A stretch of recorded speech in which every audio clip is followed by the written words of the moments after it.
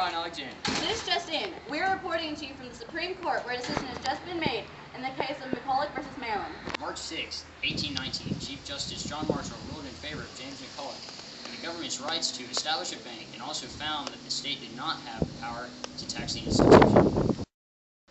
For those of you who have been living under a rock for the past few months, Ryan and I will go over and analyze what this case is all about, plus the main arguments of each side.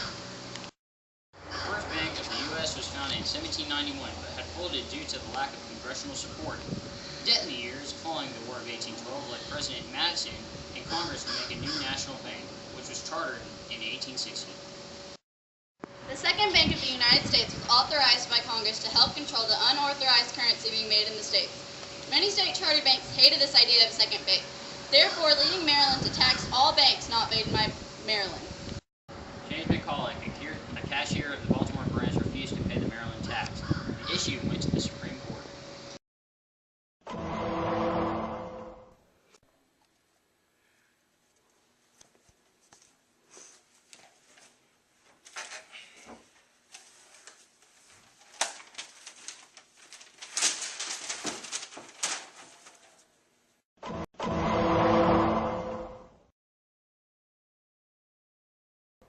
All rise for the judge.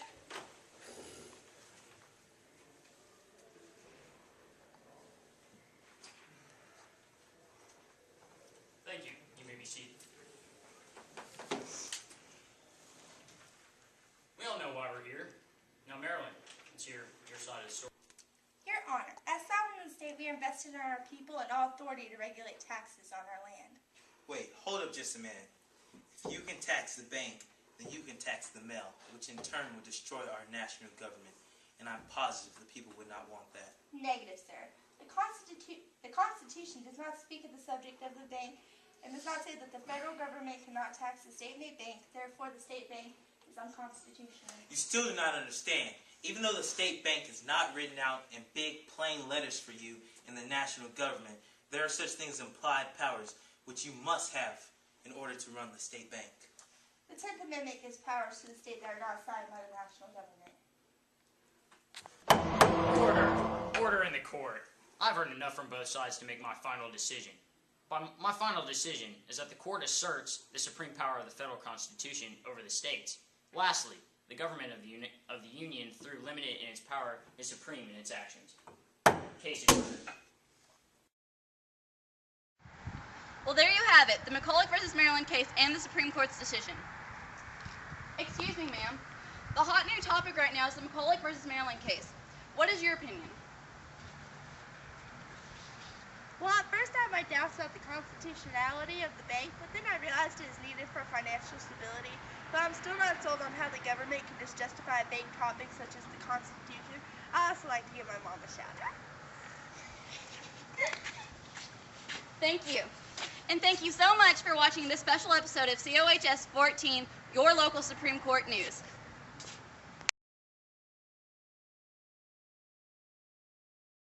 The Bank of the U.S. was founded in 1791, but had folded due to the lack of Congressional.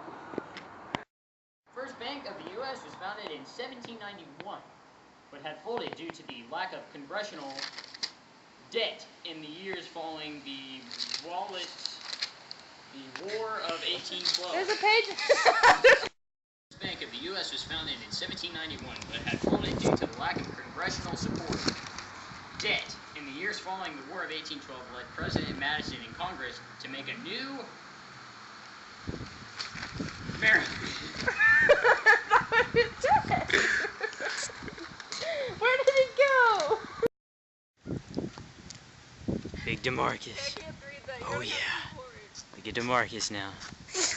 Oh! Wow.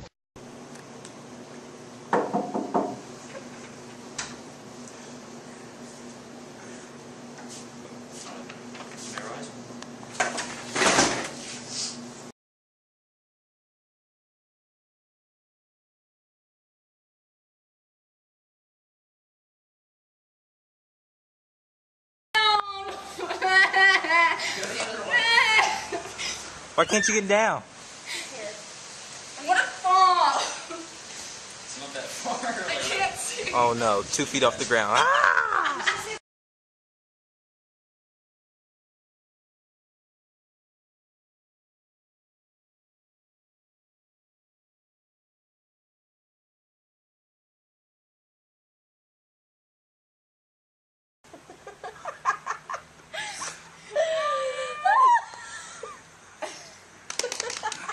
That's a knee slapper.